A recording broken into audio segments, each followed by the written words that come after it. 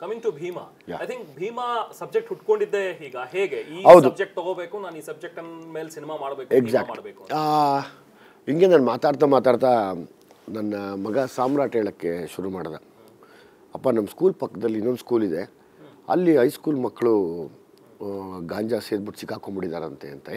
ಹೌದಾ ಅಂದೆ. ಇಲ್ಲಪ್ಪ ಹೈಸ್ಕೂಲ್ ಮಕ್ಕಳು. ಹ್ಞೂ ಅಂದೆ. ಅದಕ್ಕೊಂದು ಎವಿಡೆನ್ಸ್ ಸಿಕ್ತು. ಮೊನ್ನೆ 7ನೇ ಕ್ಲಾಸ್ ಹುಡುಗ ಗಾಂಜಾ ಸೇದ್ತಾ ಇದ್ದಾನೆ. ಅವನು ಇಂಟರ್ವ್ಯೂ ಮಾಡಿ ಹಾಕಿದ್ದೀನಿ, ನಾನು FB ಹಾಕಿದ್ದೀನಿ ಇವತ್ತು ನಾನು. ಹಂಗಾಗಿ ಆ ಕತೆ ಹುಟ್ಟಿದ್ದು ನನಗೆ. ಆ ಕತೆ ನಾನು ಡಿಗ್ ಮಾಡ್ತಾ ಹೋದೆ. ಫಸ್ಟು ನಾನು ನನ್ನ ಟೀಮು ಎಲ್ಲ ಒಳಗಿಳಿದ್ವಿ, ಏನಾಗಿದೆ ನೋಡೋಣ ಅಂತ. ಫುಲ್ಲು ಹುಡ್ಕಾಡಿದ್ರೆ ಒಂದೊಂದೇ ಸಿಗ್ತಾ ಇದೆ. ಅದನ್ನು ಡಿವೈಡ್ ಮಾಡಿ ಹೇಳಿದೆ ಭೀಮಾಲಿ. ಹೇಗೆ ಕಥೆ ಹೇಗೆ ರೆಡಿ ಮಾಡ್ಕೊಂಡ್ರಿ, ರಿಸರ್ಚ್ ಹೇಗೆ ನಡೀತು? ಫಸ್ಟು ಹುಡುಗರು ಯಾರು ಡ್ರಗ್ ಮಾಡ್ತಿರೋದು ನೋಡಿದೆ, ರಿಯಾಬ್ಗಳಿಗೆ ಹೋದೆ, ರಿಯಾಬ್ಗಳಲ್ಲಿ ಹುಡುಕಿದೆ. ಅದಾದಮೇಲೆ ಬೀದಿಲಿ ತೊಗೊಳ್ಳೋರು ಹೋಗಿ ಹಿಡ್ಕೊಂಡೆ. ಸುಮಾರು ಜನ ಓಡೋಗ್ಬಿಡೋರು, ಕೆಲವರು ಹೊಡೆಯೋಕ್ಕೆ ಬಂದಿರೋದು ಉಂಟು. ನಾನು ಮಾಸ್ಕ್ ಬಿಚ್ಚಿದ ಮೇಲೆ ಗೊತ್ತಾಯ್ತು ನಾನು ಅಂತ. ಅವಾಗ ಕೈ ಕಾಲು ಹಿಡ್ಕೊಂಡಿರೋದು ಉಂಟು. ನನಗೆ ಆ ತೊಗೊಳ್ಳೋರ ಮೇಲ್ಗಿನ್ನ ಹೆಚ್ಚಾಗಿ ಮಾರೋನ್ ಮೇಲೆ ಕೋಪ ಇದೆ. ಹೌದು, ಮಾರೋನ್ ಮೇಲೆ ಕೋಪ ಇದೆ. ಆ ಥರ ಸುಮಾರು ರಿಸರ್ಚ್ ಮಾಡಿದೆ, ತುಂಬ ಆಳಕ್ಕೆ ಹೋಗಿ ಹುಡುಕಿದಕ್ಕೆ ಎಷ್ಟು ಎತ್ಕೊಂಡ್ಬಂದಿದ್ದಾನೆ ಆಚೆ ಕಡೆಗೆ.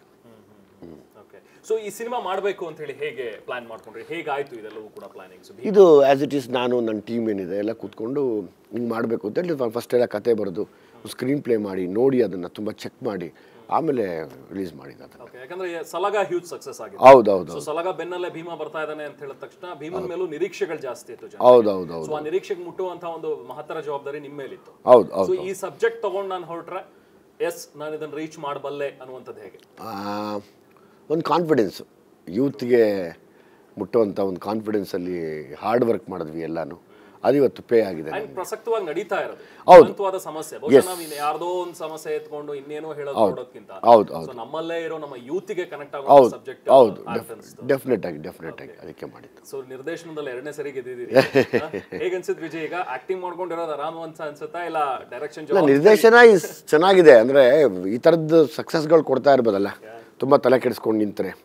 ಸೊ ಹಂಗಾಗಿ ನಿಂತಿದ್ದೀನಿ, ಓಡಾಡ್ತಾ ಇದ್ದೀನಿ. ಅದಕ್ಕೆ ಈ ಎಲ್ಲ ಹುಡುಗರನ್ನ ಎಲ್ಲಿ ಗುಡ್ಡ ಹಾಕಿದ್ರಿ ಅಂತ ಹೇಳಿ ಟಿಪಿಕಲ್ ಹುಡುಗರನ್ನ ತಾಕೊಂಡು ಬಂದಿದ್ದೀರಿ.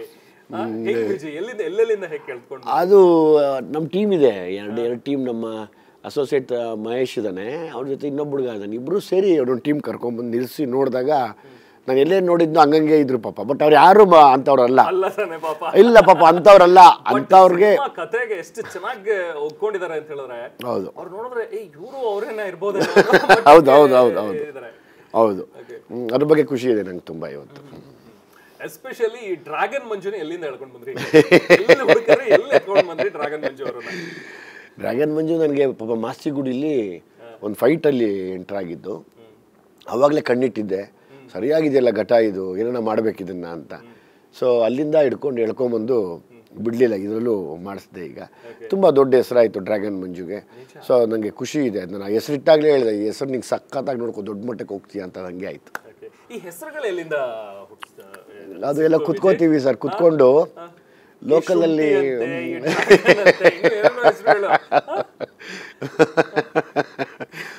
ಅಡ್ರೆಸ್ಗಳನ್ನ ಹುಡುಕಿ ಹಂಗಂಗೆ ಇಡ್ತಾ ಬಂದೆ ನಾನು ಅದನ್ನು.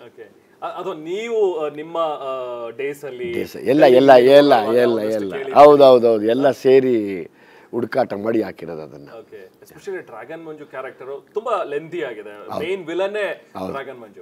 ಅಂಡ್ ತುಂಬಾ ಖುಷಿ ಆಗೋದು ಲಾಸ್ಟಿನ ಒಂದು ನಿಮ್ಮಿಬ್ಬರ ಒಂದು ಪೈಪೋಟಿ. ಬಹುಶಃ ಆಡಿಯನ್ ಮೊದಲ ಸೀನ್ ಇಂದನು ಕೊನೆಯವರೆಗೂ ಕಾಯೋದು ಇವರಿಬ್ರು ಫೈಟ್ ಆಗ್ಬೇಕಲ್ಲ, ಫೈಟ್ ಬಂದಿಲ್ಲ ಅಂತ ಕಾಯ್ತಾ ಇರ್ತಾರೆ. ಅದು ಲಾಸ್ಟ್ ಕ್ಲೈಮ್ಯಾಕ್ಸ್ ಅಲ್ಲಿ ಇಟ್ಟಿದ್ರಿ. ಕರೆಕ್ಟ್. ಹೇಗಿತ್ತು ಆ ಸೀಕ್ವೆನ್ಸ್? ಅದು ತುಂಬಾ ಚೆನ್ನಾಗಿತ್ತು. ಅಂದ್ರೆ ಅದೊಂದು ನಾವು 5-6 ಡೇಸ್ ಮಾಡಿದ್ವಿ. ಅದಕ್ಕೆ ತುಂಬಾ ನಾನು ಮಂಜು ಫೈಟ್ ಮಾಡ್ಬೇಕಾದ್ರೆ ಒಂದು ಪಾಪ ಮಂಜುಗೆ ಫಸ್ಟ್ ಟೈಮ್ ಮಾಡೋದು ಭಯ, ಅದನ್ನೆಲ್ಲ ಮೈಂಡಿಂದ ತೆಗೆಸಿ ಆಮೇಲೆ ಪಾಪ ಅವ್ನು ಹೇಳ್ತೀವಿ ಸರ್ ನಾನು ಮೇಲೆ ಬಿದ್ದುಬಿಟ್ರೆ ಕಷ್ಟ ಆಗುತ್ತೆ ಸರ್ ಅಂತ ಎಲ್ಲ ಬ್ಯಾಲೆನ್ಸ್ ಮಾಡಿ ಹೇಳ್ಕೊಟ್ಕೊಂಡು ಮಾಡಿಸ್ಕೊಂಡೆ ಅದನ್ನು. ಯಾಕಂದ್ರೆ ಯೂಶಲಿ ಪಳಗಿರೋರಾದ್ರೆ ಅವ್ರಿಗೆ ಗೊತ್ತಿರುತ್ತೆ ನಾನು ಎಲ್ಲಿವರೆಗೂ ಪಂಚ್ ತರಬೇಕು, ಎಲ್ಲಿ ಹೊಸಬೇಕು ಕಷ್ಟ. ಏಟ್ ಆಗಿರೋ ಉದಾಹರಣೆ ಇದೆಯಾ? ಅಲ್ಲ, ಏಟ್ ಅಂದ್ರೆ ಸಣ್ಣ ಪುಟ್ಟ ಆಗ್ತಿರ್ತವೆ ಸರ್, ಅದೆಲ್ಲ ಕಾಮನ್ ನಮಗೆ. ಅಂದರೆ ಅವೆಲ್ಲ ಕೇರ್ ಮಾಡಿಲ್ಲ, ಮಾಡೋದು ಇಲ್ಲ, ಅದು ಆಗ್ತಾನೆ ಇರ್ತವೆ ನಮಗೆ. ಅದು ಆ ಥರದ್ದು ಎಷ್ಟೋ ಏಟ್ಗಳಾಗಿದ್ದಾವೆ.